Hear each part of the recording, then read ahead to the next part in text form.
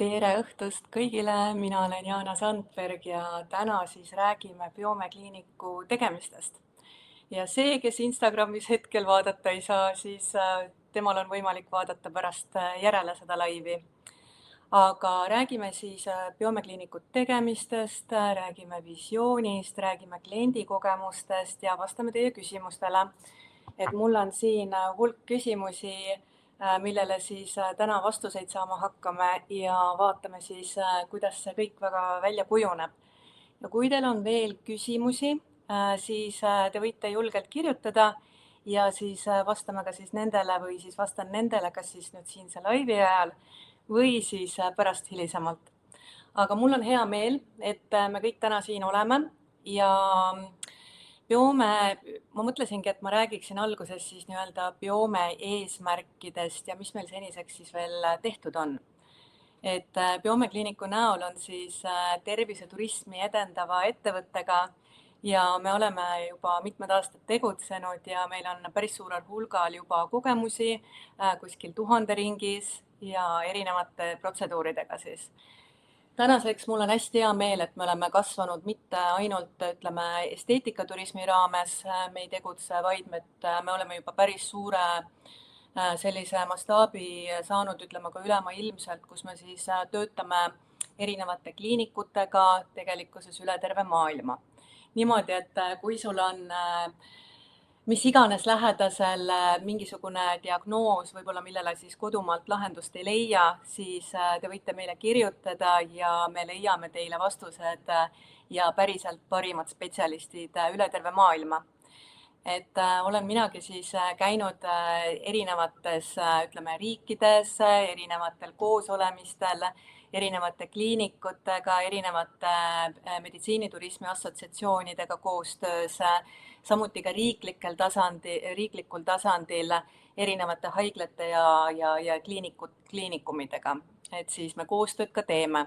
Et tõesti, et alates siis onkoloogiast, Parkinsonist kuni siis esteetikaturismini välja, et aga esteetika ongi siis see põhiline teema, mida me siis täna ka puudutame ja siis ütleme plastikakirurgia. Et Biome kliiniku protseduuride hulka kuulub ju alates siis tõesti jah, plastikakirurgia, rinnaoperatsioonid, rindade vähendamine, rindade tõstmine, rindade suurendamine implantaatidega, keha kontuurimine, mis on meie Istanbuli plastikakirurgi selline signatuurprotseduur. Et pärast puudutan seda teemat ka, et mida see keha kontuurimine siis täpsemalt tähendab. Samuti, mis on päris populaarne, mida teostatakse ka välismaal, on BBL, see on Brazilian butt lift, see on naturaalne, see on oma rasvaga siis tuharate vormimine. See on lihtsalt, ta annab sellist naiselikku kumerust juurde, et see on ka siis meie plastikakirurgi selline üks signatuurprotseduuridest. Siis mis veel, ninaplastika ehk siis rinoplastika on Türgis hästi populaarne, sest türklased ju lõikavad väga tihti kongusninasid, araablastel on sellised kaariasninad türklastel niimoodi, et nad teevad seda väga-väga hästi. Ja siis see piensotehnika on, mida siis meie rinoplastika kirurg ka praktiseerib. Ta on ka selline, ütleme ka ultraheli metoodika, aga et see on ka hästi selline uuenduslik meetod, mille kohta võib meie käest ka täpsemalt järgi küsida. See on siis ninaplastika. Siis, mida me protseduuridena veel, kes meil on partner arstideks ja kliinikuteks, juuste siirdamine loomulikult. Mul on hea meel, et ka üha enam naisi käib juukseid siirdamas. No mitte selles mõttes hea meel, aga ikkagi, et inimesed leiavad lahendused. Samuti siis meesterahvad.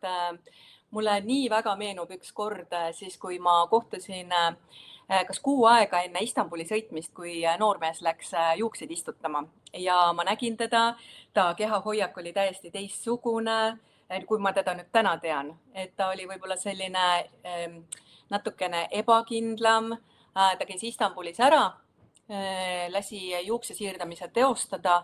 Me nägime pool aastat hiljem, ma tõin talle veel Türgist neid juuksekasvu tablette, mida siis apteegis müüakse hästi soodsalt, mis siis toetavad peale seda protseduuri ja ma nägin teda siis pool aastat hiljem, tema kehahoiak oli teine, tal olid juuksed ilusti peas, ta oli absoluutselt täiesti muutunud inimene.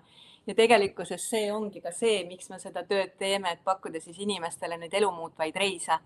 Et ma ise olen õnnest nutnud inimeste kõrval siis, kui nad on näinud oma uusi tulemusi, pluss on see reis, millega inimene saab need emotsioonid.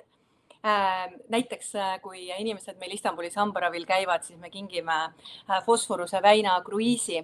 See on 3-tunnine õhtusöögi kruiis, kuhu siis inimesed lähevad nii-öelda kirstordile saama siis juba uue naeratusega lihtsalt seda viimast Istanbuli emotsiooni saama, et kui meelde jäävad on need emotsioonid. Et see on nüüd see üks osa sellest reisimisest ja teine osa on siis meditsiin. Et mis ma tahan ka siinkohal välja tuua, et iga väline otsus, mida me soovime endal väliselt muuta, see tuleb meie enda seest ja see peab tulema õigetel alustel. Et kui naisterahvas soovib suurendada rindu, siis küsimus on see, et miks ta seda soovib. Kui meesterahvas soovib, eks ole, siirdada juukseid, siis miks ta seda soovib, on ja. Et me teeme seda kõike iseenda pärast. Me teeme seda sellepärast, et see peegelpilt, millele me hommikul, kui me otsa vaatame peeglisse, et see meile rohkem meeldiks. Sest muidu on see, et kui inimene vaatab peeglisse või ta üldse ennast vaatab, jälgib, et igaüks saab nüüd kaasa mõelda, et kas on midagi sellist, mis enda puhul ei meeldi. Mina tean küll, mul on võib-olla siin korts ja seal midagi viltu, mida ma tahaksin, eks ole, muuta. Aga et kui ma midagi üldse muutma hakkaksin, siis ma teeksin seda õigel ajal, absoluutselt siis, kui ma selleks valmis olen ja siis, kui mul seda päriselt vaja on. Et see on nagu selline psühholoogiline aspekt, mida tasuks siis nagu jälgida selliste reiside ettevõtmisel samuti, et kui kuhugi sõita välismaale ravile või ennast korrastama või ongi sellise sooviga uut elu saama, siis see on vinge, see on võimas ja see on elu muutev, aga see on ikkagi reis välismaale, on ju. Et räägiksingi võib-olla siis enda kogemusest, et kuidas siis Biome kliinik tegelikult ka alguse sai, oli see, et mul oli ebaõnnestunud rinnaoperatsioon või rinnaoperatsioonid kodumaal, millele ma siis kuidagi lahendust ei leidnud ja ma hakkasin vaatama välismaal, et kes mind saaks siis korda teha.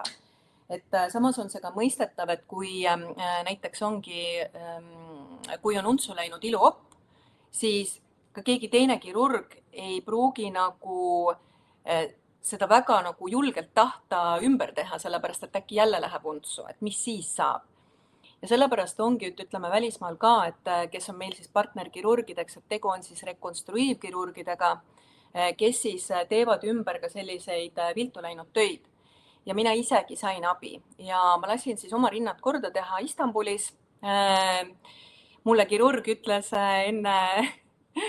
enne operatsioonile minekut ütles, et let's make you beautiful. Ja seda ta ka tegi selles mõttes, et ma olen äärmiselt tänulik, ma olen äärmiselt rahul nendele välismaistele võimalustele tõesti siis, kui mujalt abi ei saa. Et see on nagu see lahendus. Ja kui me räägimegi erinevatest protseduuridest, siis samuti keha kontuurimise olen lasknud ise Istanbulis teostada ja see ei olnud nüüd sellepärast, et ma oleksin olnud rängalt ülekaaluline või mul oleks nagu, ma lihtsalt tahtsin natukene seda külje pealt, seda jonnakat rasva maha saada, mis muidu tavalise trenniga ei läinud. Ja niimoodi, et need on siis need protseduurid, mida ma olen lasknud teostada. Kellel on küsimusi, võib julgelt tegelikkuses ka küsida, sellepärast et ma ise olen näinud, et siis pea igapäevaselt ju suhtlen inimestega, kes on opilt tulnud, kes on opile minemas, kes plaanivad seda teha. Et see on tegelikult hästi, kuidas ma siis ütlen, hästi ehe, mida need inimesed kogevad. Ütleme inimeste kogemusest veel, et mul on saadetud ka siis samme, saadetakse telefoni screenshot, et näete, et ma olen täna peale oppi, kui on mõni päev möödas olnud, et ma olen nii tubli, ma teen selle 10 000 sammu ära.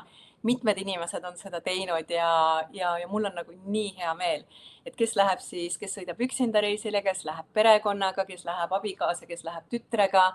et neid inimesi on väga-väga erinevaid ja mulle tuleb meelde üks kliendi kogemus, et tegemist on ühe esteetilise meditsiini õega Eestist, kes siis tuli meile Istanbuli kehakontuurimisele ja ta oli oma abikaasa ja tütrega ja siis pärast läksid veel, pikendasid seda reisi niimoodi, et nad olid alguses kliinikuhotellis, pärast läksid siis Sultan Ahmedi piirkonda Istanbulis ja läksid Grand Bazaarile ja läksid jalutasid siin ja seal ja käisid mošeedes ja selles mõttes, et seda reisi annab ka nagu nihutada, et kui seal on kindel päevade arv, siis seda võib ka näiteks varem võib kohale sõita või siis võib kauemaks jääda. Et meie sellises paketis ongi siis iga protseduuriga kaasneb, seal on selline kindel päevade arv, kindel ööde arv, mis siis teatud sihtkohas olla ja siis ühesõnaga kõige eest on hoolt kantud ja siis inimesele ei jäägi midagi muud teha, kui lihtsalt seda reisi kõige selle menuga kaasa minna. Kõik on hästi kontrollitud, enne operatsioone on kõik täiesti puhas analüütika.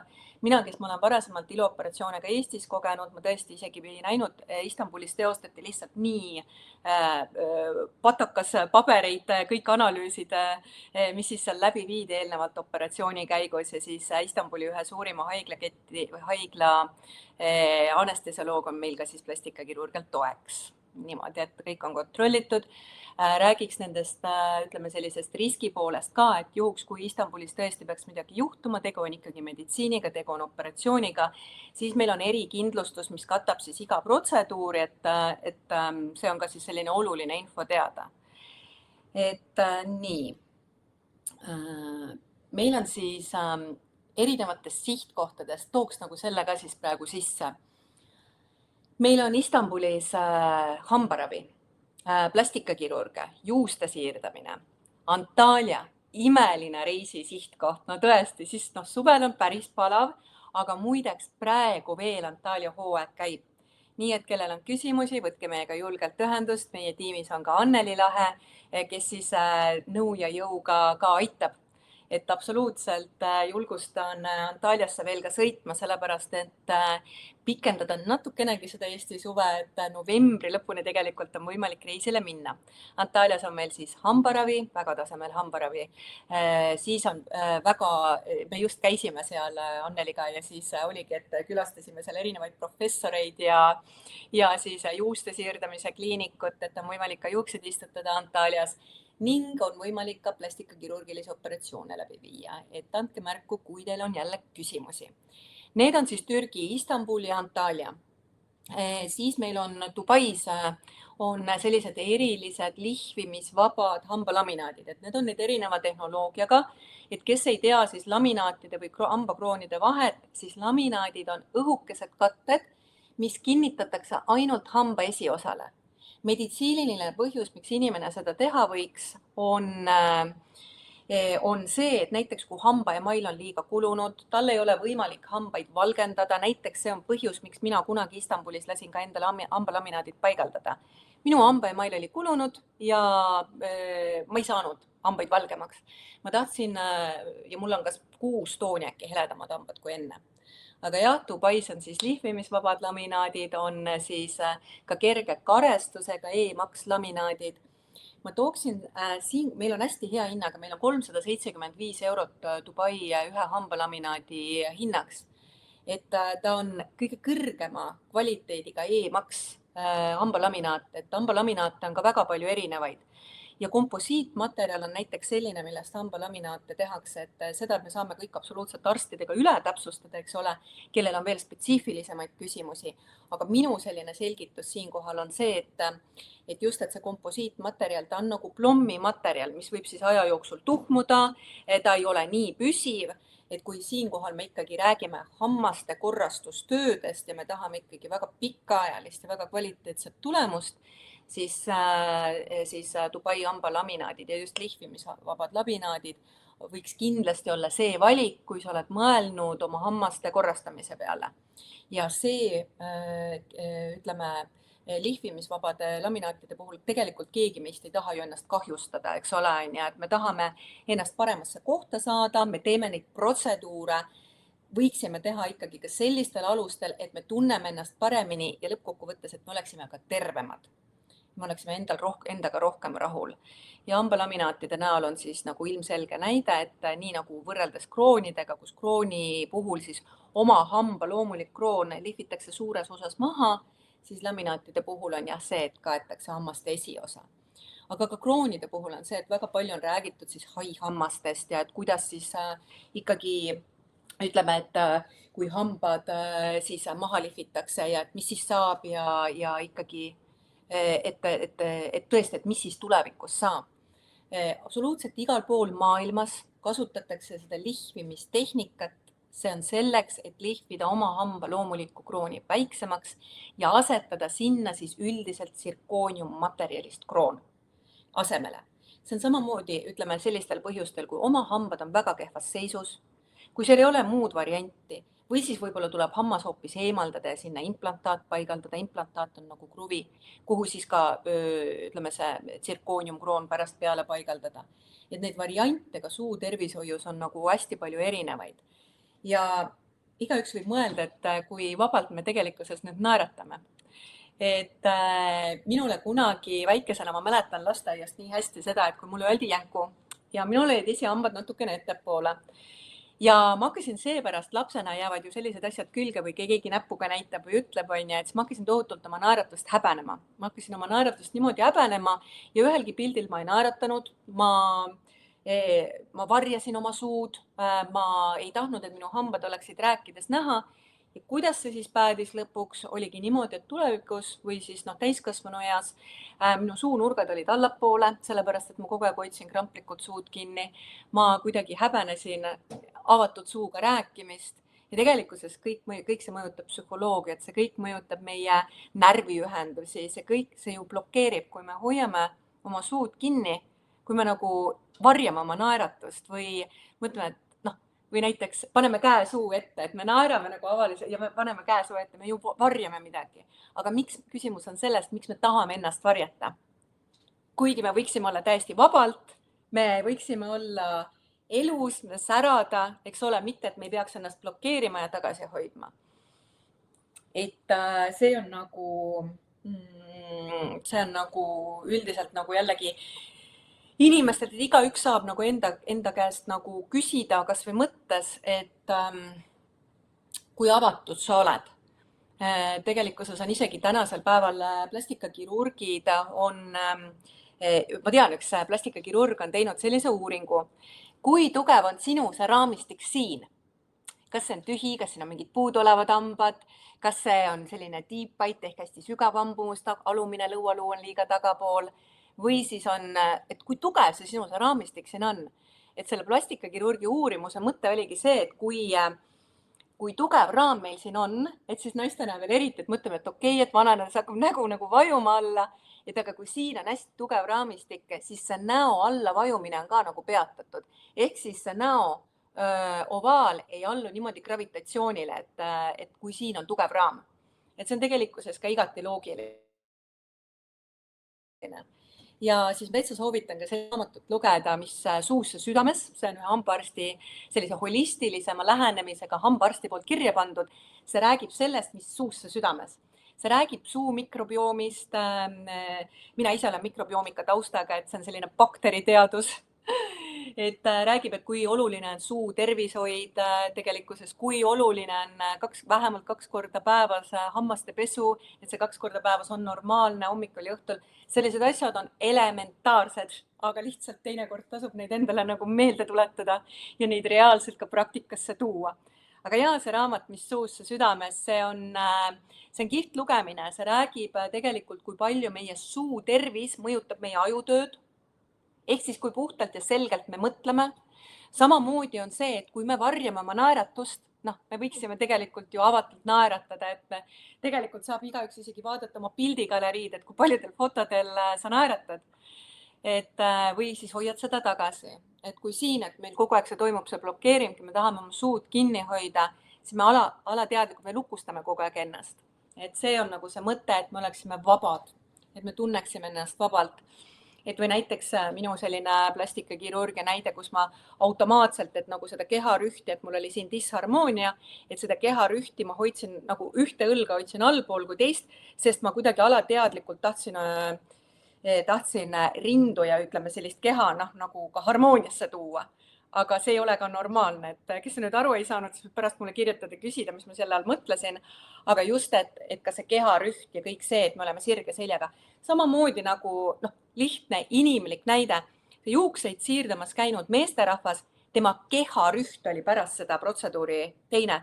Igaüks võib, nagu me võimegi küsida, et mis sellel on seos, eks ole, et kui juuksed kasvavad peas nüüd, ta on nagu väga rahul, eks ole, aga kuidas see nagu rühti puudutab? Ja see puudutab sellepärast, et inimene tunneb ennast enesekindlamana.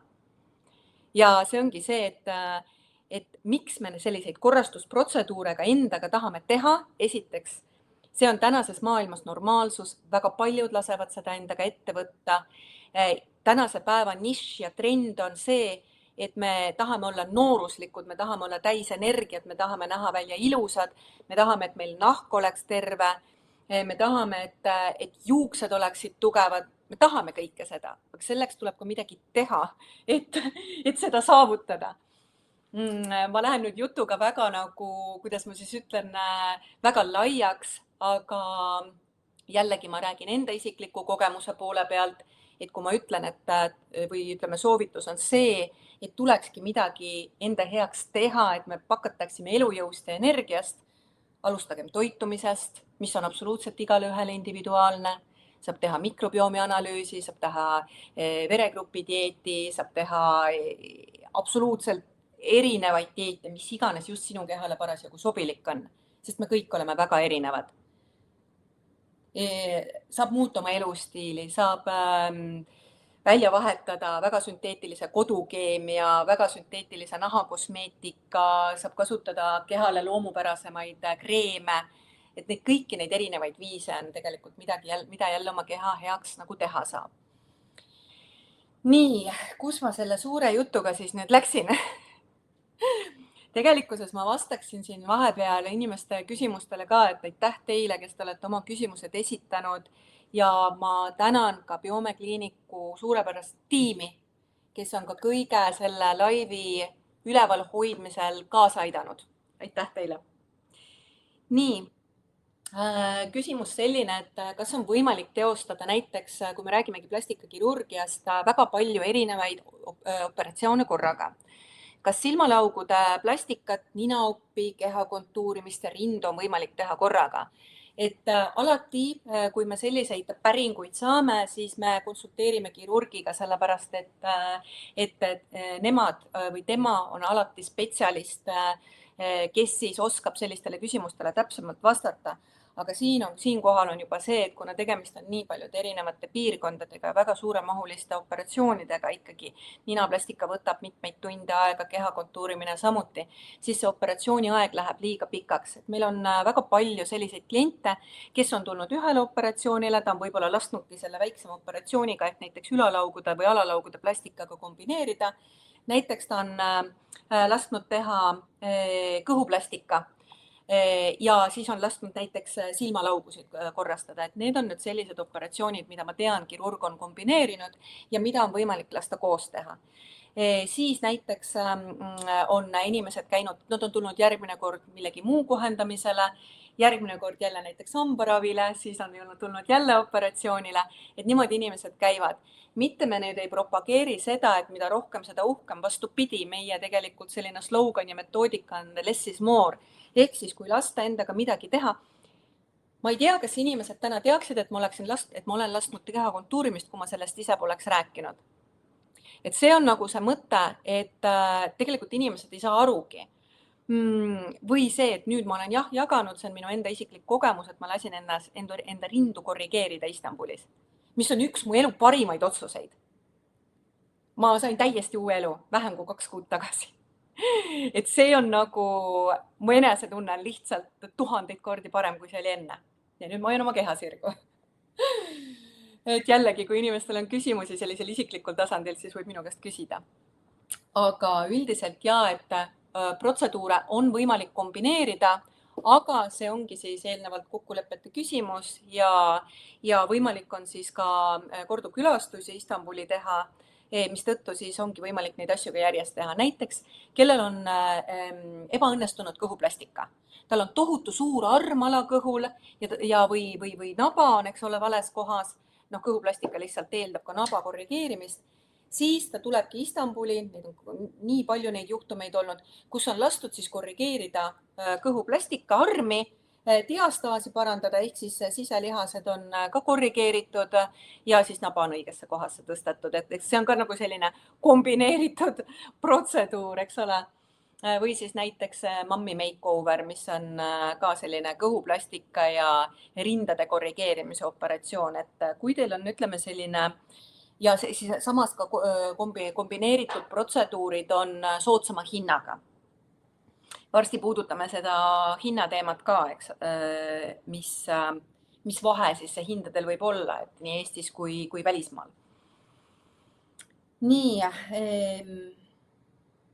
hambalaminaatide küsimus on tulnud, et kus oma hammast ei peaks lihvima, aga ma siinkohal ütlen tegelikult ka selle klausli, et isegi kui inimene otsustab lihvimisvabade hambalaminaatide kasuks, tuleb tal arvestada, et kas see on elumuutev otsus, sest kui nüüd hakata jälle loogiliselt ka mõtlema, inimene paigaldab endale hambalaminaadid ja ta mõtleb 10 aasta pärast või 15 aasta pärast, et okei, et ma ei taha enam neid laminaate. Ja kui ta need laseb ära võtta, siis seal all on sellised, kuidas ma siis ütlen, väga tema jaoks kuidagi väga väikesed või teist tooni hambad, et miks ta peaks nagu, kuidas ma siis ütlen, et hambalaminaatidega tulemus on üldjuhul palju säravam kui ikkagi oma hammas, millele on siis ka põhjusega mingisugune hetk laminaat peale pandud. Et ka lihvimisvabad laminaadid on ikkagi eluaegne otsus. Nii. Kas see on ikka turvaline, kui operatsioon tehakse välismaal? See on nüüd hästi oluline punkt, mida puudutada.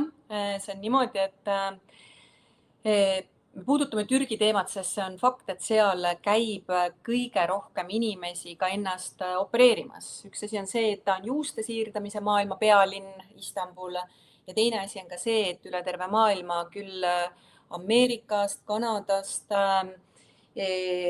kust iganes riigist käiakse siis Istanbulis või Türgis üldiselt ennast opereerimas, korrigeerimas.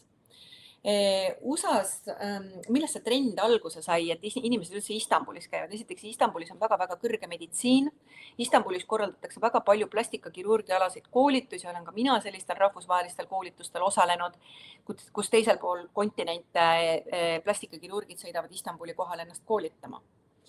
Trend algas UK-st, Inglismaalt kuskil 10 aastat tagasi, kus Inglise inimesed avastasid siis Türgi võlud. Nad avastasid selle, et Istanbul on esiteks väga kihvt linn, kuhu reisida ja teiseks hinnad. Et Türgi hinnad on tohutult soodsad võrreldes Inglismaaga või muu Euroopaga või Kanadaga või Ameerikaga. Inglased hakkasid palju käima, mida rohkem ka inimesi näiteks Türgis käib, seda rohkem võib olla ka see ebaõnnestumiste protsent. See on juba ainuüksi statistika. Kuna tegemist on meditsiiniga, tegemist on inimese kõige kallima vara ehk siis tervisega, siis väga tasub teada, kuhu minna, millise kirurgi juurde. Ma olen teinud väga suure uurimustöö erinevate arstide taustadega, kõige sellega, kel lähemalt huvi on, küsige. Et meie hallata on siis, kui ma enne tõin sihtkohtadena välja Istanbul, Antalya või Dubai, siis tegelikkuses on ju Itaalia, Gruusia, Hispaania, kus meil iganes inimesed on käinud, et selles mõttes, et meil on ligipääs absoluutselt tervele meditsiinivõrgustikule maailma, kuhu kuuluvad kõige tunnustatumad spetsialistid, aga sellegi poolest, et inimene, kui ta reisib Türki või ta reisib Lätti või ta reisib Soome või ta teeb seda Eestis, alati on sealjuures risk, kuna see on meditsiin, et midagi võib juhtuda, et see on ju reaalsus, millele meil tuleb otsa vaadata. Türgis, nagu ma varasemalt mainisin ka, meil on väga tugev kindlustus ja näiteks juhul, kui pärast hiljem peaks seal midagi ilmnema, kui inimene on juba kodumaal, siis on võimalik näiteks, kui seal on vaja midagi ka korrigeerida lasta, siis inimesel on võimalik seda teha. et tuleb meiega ühendust võtta, ka ütleme kliinikutega siis arutame, millised variandid kõige paremad, ütleme kõige sobilikumad, et tuleb leida mingisugune siis konsensus. Et need on nagu sellised punktid, väga olulised punktid lihtsalt, mida tuleb välja tuua. Nii. Kuidas ma saan kindel olla, et arst, kes näiteks ninaoperatsiooni teeb, on päriselt kvalifitseeritud? Meil on ninaplastikas ülitugev kirurg. Ma olen Türgis ka väga paljusid ninaplastika kirurge uurinud ja terve tiimiga oleme seda teinud ja asi ongi selles, et Türgis ka plastikakirurgid on saavutanud oma teatud tuntuse. Osadel plastikakirurgide ninaoperatsioon algab 20 000 eurost. See on nädal aega Istanbulis 20 000 euri. See on väga kõrge hind. Miks? Ja neil on järjekord ukse taga. Miks nad seda teevad või miks nad seda kuidagi endale lubada saavad ka nii kõrgeid hindu on see, et inimesed käivad. Ja näiteks isegi, kui ma ütlesin, et Türgi on tuntuks teinud Inglismaa, siis meil on väga tuntud sarjad on Ameerikas. 90 Days Fiancé, kus on siis inimesed käinud massides juba Istanbulis ennast korrastamas esteetikaturismi näol. Ameeriklased on Türgi täpselt samamoodi tuntuks teinud. On näiteks, tean peaaegu isiklikult, olen nende tiimiga ka suhelnud, ongi Ameerika tõsielusari, kus ameeriklanna on abielus Türgi mehega ja nad teevad esteetikaturismi. Nad toovad Ameerikast inimesi Türki, sellepärast, et Türgis on lihtsalt niivõrd soodsad hinnad ja nii kõrge kvaliteet. See on võib-olla midagi sarnast, kui me räägime siin, et Eesti inimene sõidab Istanbuli hinnasoodsuse tõttu või siis selle kvaliteedi tõttu. Siis samamoodi on terviseturism või esteetikaturism täpselt samamoodi näiteks ka Ameerikast Mehhikosse, kus inimesed sõidavad USA-st, sest USA hinnad on tohutult kõrged. Ja inimesed sõidavad Ameerikast Mehhikosse, et saada enda soodsamad protseduurid kätte. See on täiesti normaalne. See on ammune, see ei ole isegi mitte trend, see on absoluutselt täiesti normaalne suund, mida inimesed tänasel päeval teevad. Nad reisivad kas siis ilu või tervise eesmärgil. Näitekski minu enda isiklik kogemus siis, kui minu ema suri 10 aastat tagasi, tal oli vähk. No mida me siis oskasime teha? Me oskasime guugeldada onkoloogia kliinikuid Saksamaal, sest me olime kuulnud, et Saksamaal on väga tugev vähiravi. Et me tahtsime emale nagu pakkuda nagu sellist, ma ei tea, suuremat ülemaailmset nagu sellist tuge, aga sellele oli juba liiga hilja. Ehk siis minu nagu mõte ongi see, et see on täiesti normaalsus tegelikkuses, et inimesed reisivadki välismaale. See ongi lihtsalt Eestis nagu, kuidas ma siis ütlen, nagu uuem suund, mille vastuvõtmine ühelt poolt on olnud väga soe, aga teiselt poolt on olnud väga skeptiline või siis, ma saan aru eluterve skeptisismist, ka mina olin alguses Türgi suhtes küsimus, mul oli väga palju küsimusi selles suhtes.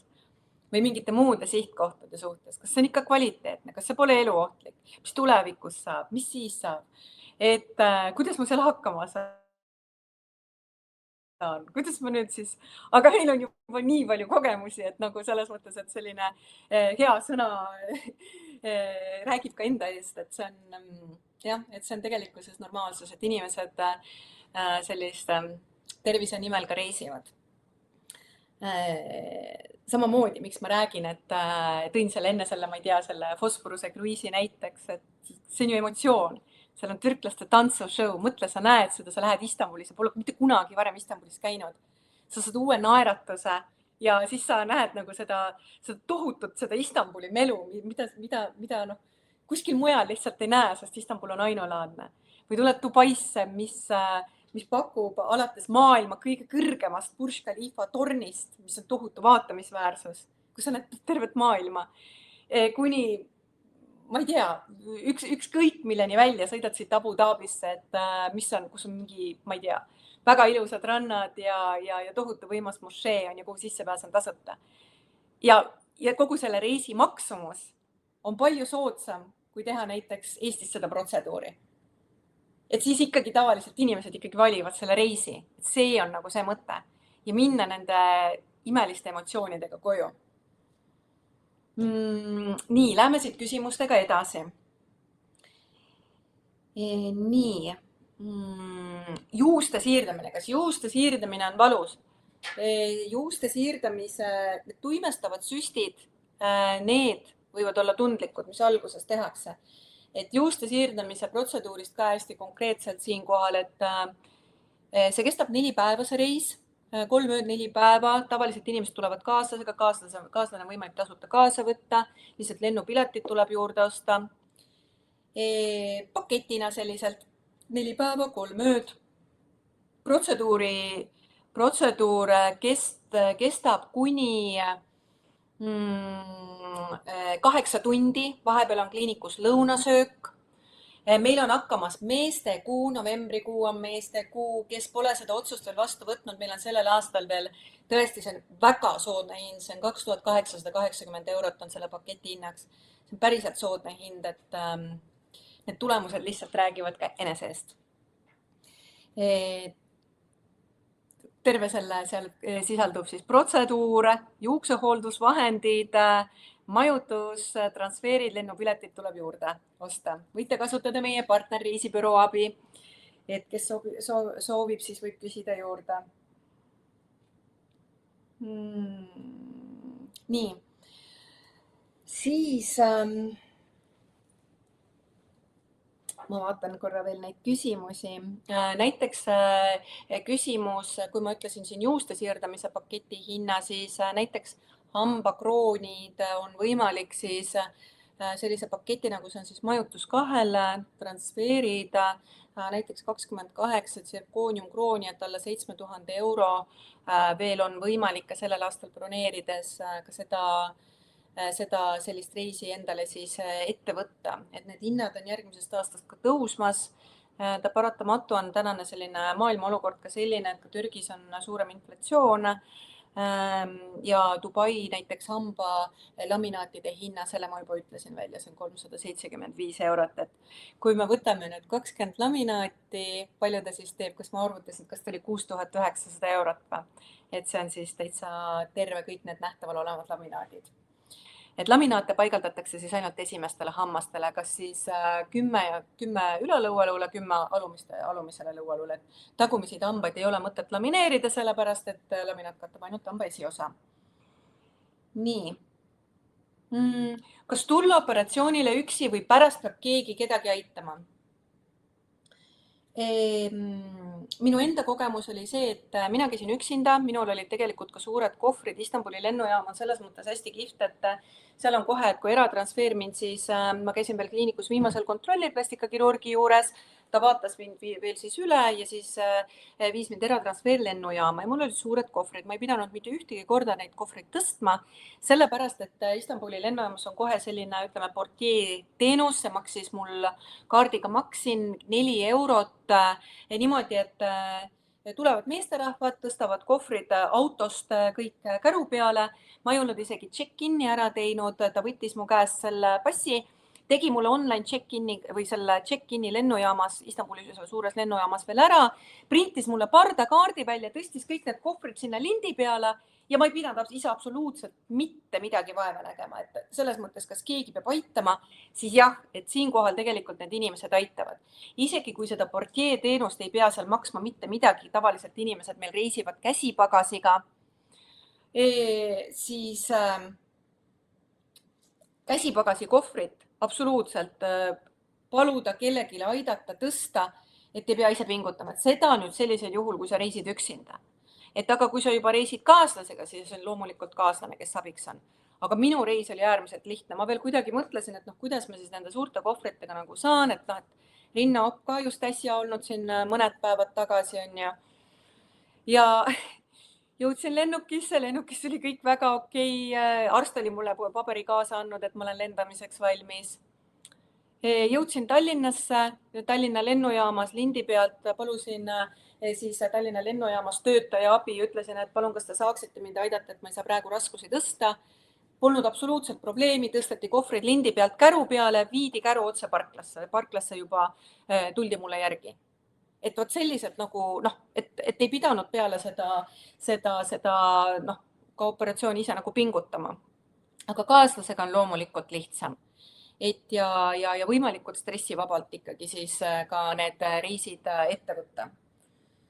Nii. Nii. Aha, no näiteks, kui palju maksab näiteks 10 laminaadi paigaldus koos lennu ja majutusega? 10 laminaati, kuskil 5000 euro ringis, niimoodi, et inimene saab ülemise hambakaare endale kõik korda. See on nüüd siis Dubais, kui me räägime nüüd koos lennuga, no ütleme võib-olla 6000, see on nüüd selline hästi hüpoteetiline, et seal peab nagu lähemalt süvenema igasugustesse kuupäevadesse ja muudesse detailidesse, sest lennuhinnad nagu muutuvad iga hetk, võivad muutuda, aga et see nüüd oleneb jah sellest ajafaktorist, aga üldiselt võib-olla 6000 euro ringis siis, et sellega saab siis majutuse, lennupilet tuleb jah ise osta, kas siis ostate ise või reisibüroo abi kasutades ja majutus, eks ole, 2. Meil siin just inimesed käisid, tohutu kihvt majutus jälle oli mere ääres erarannaga, seda on Dubais väga palju, erarannaga hotell, arstivisiite selle nädala aja jooksul, mis hambalaminaatide reis kestis, oli siis kas 3 või 4 visiiti. Ehk siis ülejäänud on kõik vaba aeg, lihtsalt mine vaata ringi, et takso ei ole siin ka väga kallis ja Dubais on ju teatavasti naftalinn. Nii, siis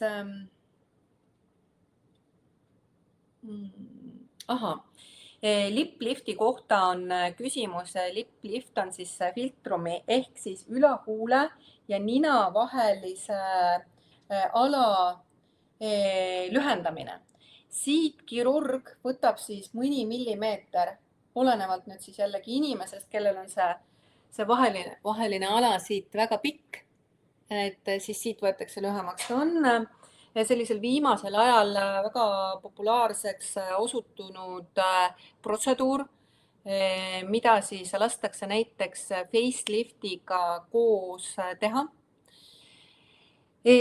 Ja et kas tulemus jääb ebaloomulik? Ei pruugi jääda, absoluutselt ei pruugi jääda ebaloomulik. Väga paljud just, ütleme, kes ei tahagi täitesüsti lasta huultesse teostada, lasevad teha näiteks siis lipplifti. See nüüd oleneb küll inimesest, kuidas on tema armistumine, et alati ikkagi, mida meil ka kirurgid ikkagi siis soovitavad ja mida me ka ise nagu soovitame, et alati, et ikkagi jälgida seda, küll on toitumist ja oma elustiili, oma harjumusi, haavajärgne hooldus on äärmiselt oluline, kui inimene on juba kodumaale jõudnud, et ta näiteks kasutab vastavat armikeeli või kreemi, et ta on korralikult enda ravi läbinud ravimitega, mis kliinikust kaasa saab. Kõik see hoolitsemine, puhtuse hoidmine, absoluutselt see kõik on nagu edasine juba töö inimesel ka iseendaga. Armikreem kontratuubeks, mida müüakse ka Eestis. Eestis on pisikene tuub. Aitäh sulle, Maria, üks meie klientidest, kes lugege meil kodulehelt Maria kogemust, ta lasi teostada Deep Lane facelifti ja Deep Lane kaelalifti, ehk siis tema ütles, temalt tegelikult saimegi teada selle info, et see samane kontratuubeks armikreem on, kas see oli 6 korda oli see odavam Türgis kui Eestis on, et saab sellise suure armikreemi Türgist osta.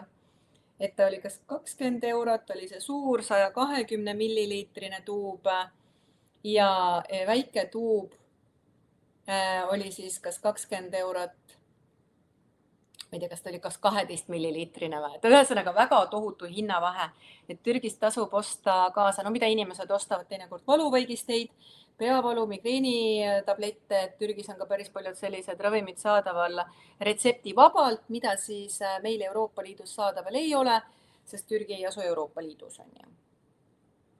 Et seal on siis ka ravimite kontsentratsioon võib siis tugevam olla. Et tavaliselt inimesed lihtsalt apteegist ostavad kaasa endale Türgist neile vajalikke preparaate. Kui me räägime faceliftist, siis ütleme facelifti teostatakse siis meil Istanbulis deep lane faceliftina. Teine variant on ka SMAS lifting. SMAS tuleb ka lühendist, aga SMAS tähendab nii-öelda siis pealmiste kudede pinguldamist. Deep lane facelifti tulemusi siin jäävad armid siia, ütleme kõrvade siia ette. Deep lane kaelaliftil jääb siia taha. On nagu sisselõiked, nii-öelda kuidas kirurg seda siis teostab. Ja see on nüüd siis näo sügavamate kudede pinguldus. See tulemus on palju kauakestvam. See tulemus võib jääda ka loomulikum, sellepärast et siit seest poolt pinguldatakse. Et ei ole ainult selline, ütleme siis nahk, ta nagunii ei ole ainult nahk, mida pinguldatakse, aga siiski, et deep lane facelift on siis kõige kaasaegsem näo pinguldamise metoodika. Erinevatel kirurgidel üle terve maailma on erinevaid signatuurtehnikaid. Kui ma enne mainisin, et meie Istanbuli plastikakirurgi signatuurtehnika on keha kontuurimine, siis see signatuurtehnika tähendabki see, kuidas tema on selle, ta ei ole päris seda, kuidas ma siis ütlen, patenteerinud, aga nad on välja kujundanud oma sellise kombineeritud tehnikatega, kombineeritud oskustest, sellise parima metoodika, mida just see antud kirurg siis valdab. Ja näiteks meil Istanbulis siis ka on deep lane facelift, deep lane kaelalift, mida on siis võimalik kombineerida temporaalala ehk siis otsmiku või kulmukaare kerge tõstmisega.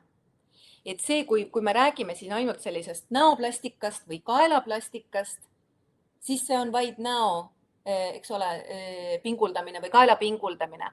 Aga mis saab siis, kui silmaalused on tohutult kortsus? Äkki on vaja alumiste laugude plastikat või ülalaugude plastikat või siis samamoodi seda liplifti. Näiteks Lii on ju meil jaganud siin, Lii on ka korduvalt Türgis käinud erinevatel protseduuridel ja ka meil ju laval oma fantastilisi kogemusi jaganud.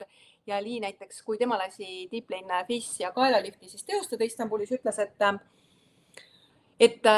tal on lõigatud kunagi ammu on siis tehtud ülalaugude plastika, et ta sooviks ikkagi seda üleliigset nahka siit eemaldada. Rääkis kirurgiga, kirurg ütles, et ta alalaugude plastika talle teostas, aga ütles, et tal ei ole mõtet teha seda ülalaugude plastika, et ta tõstab parem otsmiku. Ja otsmiku tõstmisega Liid tänaseks ongi rääkinud, et issand, kui hea, et ta ei lasknud lõigata, et oma nagu sooviga olekski tahtnud just neid ülalaugusid uuesti lõigata, aga küll on hea, et ta järgiski nagu kirurgi soovitust, et ei lasknud neid ülalaugusid lõigata, vaid et lasi hoopis oma otsmiku tõsta, mis tõttu see kulmukaar on tal palju ilusam ja need silmad on avatud. Ja sealt ei olegi tänu nende kulmude tõstmisele, sealt ei olegi mitte mingisugust nahka üle liia, mida lõigata. Ehk siis see protseduur nagu päästis või aitas. Ja endoskoopiline otsmiku või siis kulmude tõstmine ongi see, et siia juuste piiri juurde jäävad sellised augukesed, millest kirurg siis siseneb ja siis ta kergitab seda otsmikku. Jällegi ma ütlen siia kohale disclaimeri, see on alati, et kui soovida sellist täpsemat informatsiooni, siis alati me saame lasta paluda ka kirurgidel selgitada kõike seda. Nii.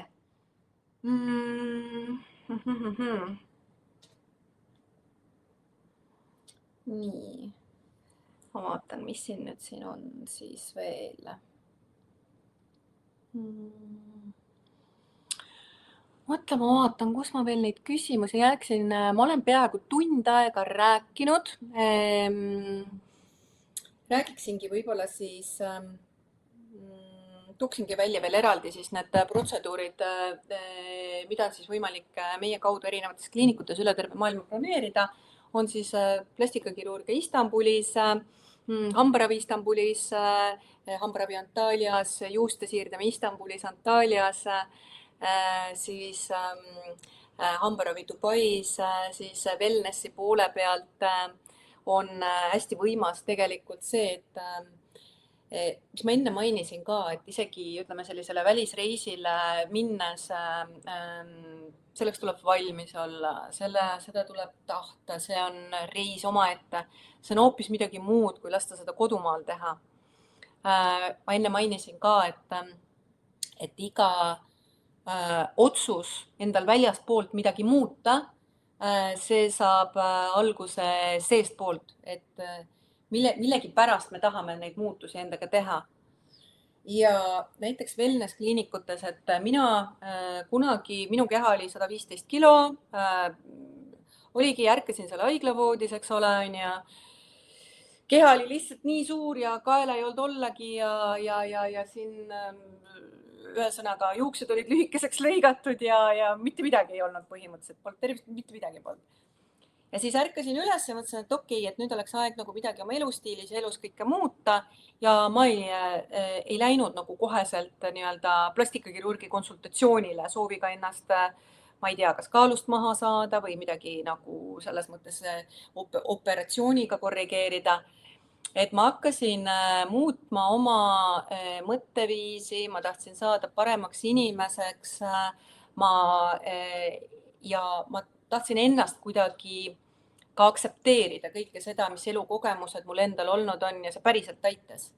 Ehk siis, kui ma hakkasin suhtuma endasse paremini ja leppisin endaga, tahtes küll paremaks saada, aga siiski ma aktsepteerisin teatud kohti iseendas, siis hakkas elu muutuma. Siis ma kaotasin kehakaalu, siis loomulikult ma võtsin ette ka teistmoodi, ütleme sellised toitumise, teistmoodi vee tarbimise, et ma hakkasin nagu seda elustiili muutma, et sealt sai nagu hästi-hästi palju alguse. Et see, et mul on täna siin ka selline lõuajoon, et see ei ole nii-öelda, mina ei ole teinud veel riis- või kaeralihti, et selle ma olen saanud oma elustiiliga tegelikult ka väga-väga palju paremaks. Ja siis protseduure olen küll lasknud teha siia, sellist vaseriga olen siit lasknud korrigeerida, et aga need on sellised väiksemad asjad.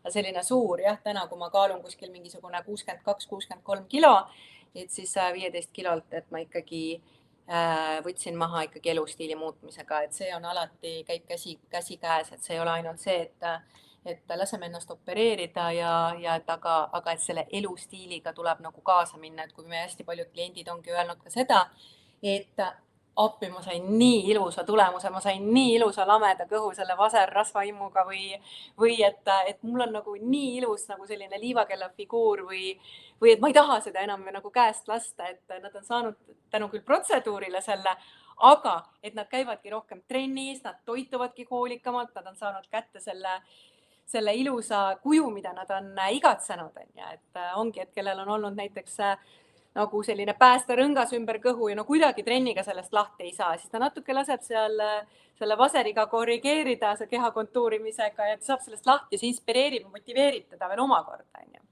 Et ka niipidi võivad need asjad käia.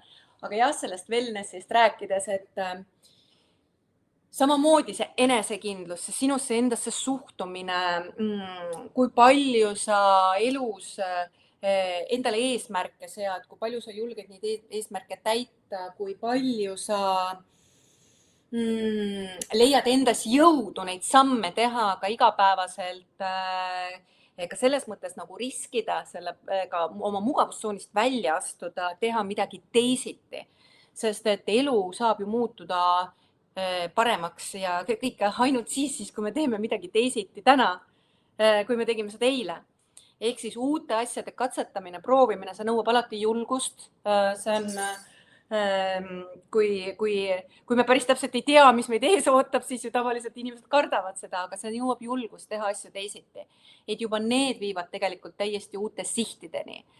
Ja et miks ma sellest psühholoogilise poole nagu ka sisse toon, eks ole, et ongi see, et kui mina oma teekonda alustasin ka oma tervise teekonda, siis samamoodi, et kui ma hakkasin oma mõttemaailma muutma, ma tahtsin saada paremaks inimeseks, ma tahtsin oma raskustest üle saada, ma tahtsin nagu olla aus iseendaga, et vaadata endale päriselt otsa, et okei, mida ma nüüd nagu muuta saan. Et see on see minu soovitus ka teistele, et ongi, et kõik saab alguse meist iseendast. Meil on alati võimalik midagi muuta, kui me seda tahame, aga selleks tuleb samme teha ja teinekord need sammud nõuavad julgust. Et samamoodi kui ma olen käinud mitmeid kordi Aasias, olen käinud detox-programme, olen teinud kehapuhastusi, olen toitunud teistmoodi kui tavaliselt, andnud oma kehale kerged restardid, et immuunreaktsioonid hakkaksid teisiti tööle toimima.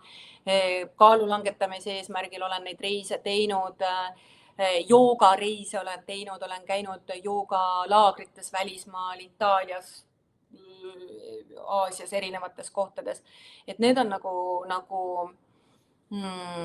need on need, mida me enda heaks teha saame, et ma kunagi 11 aastat tagasi, kui ma haiglapalatis oma silmad lahti tegin, ei osanud ka ette kujutada, et ma nüüd lähen sinna, aga mul oli see tahe olemas, saada iseendaks, saada paremaks inimeseks. Et ma räägin seda kõike sellepärast, et meil kõigil tegelikult on see võimalus olemas saada, näha neid eluvõimalusi ja haarata nendest võimalustest kinni, et ma soovin tõesti kõikidele meile seda, et me kasutaksime neid eluvõimalusi täiega ära, et elu on ju elamiseks. Ja näiteks ma tegin ühe suurema loengu, tegin New Yorgis, tegingi just wellness turismi poole pealt, et see oli, miks inimesed reisivad välismaale heaolu eesmärgil. See tähendabki seda, et kui inimene ei saa kodumaalt seda, mida ta saaks enda mugavast keskkonnast väljaspool, see on reis, see on absoluutselt täiesti teine keskkond, ta näeb seal, ta vaatab täiesti uue pilguga, ta kohtub uute inimestega, tal on, ma ei tea, näiteks Itaalias on termaalvee basseinid, kus on siis võimalik supelda, näiteks Itaalia arstid muideks kirjutavad ju inimestele retsepte välja oma patsientidele, et tal tuleb nüüd supelda termaalvees, need on siis looduslikud mineraalveed, näiteks nädal aega. Inimene supleb seal nädal aega, ta läbi naha imendub ja kõik, ta laeb oma keha mineraalidega ja mineraalid on ju keha ehituskivid. Ehk siis Itaalia arstid kirjutavad näiteks selliseid retsepte välja, et inimene oma keha taastaks. Ja alati näiteks isegi, kui me sõidame kas või Türki päikese kätte Antaaliasse või Alaaniasse puhkusele, inimene läheb mida sinna tegema?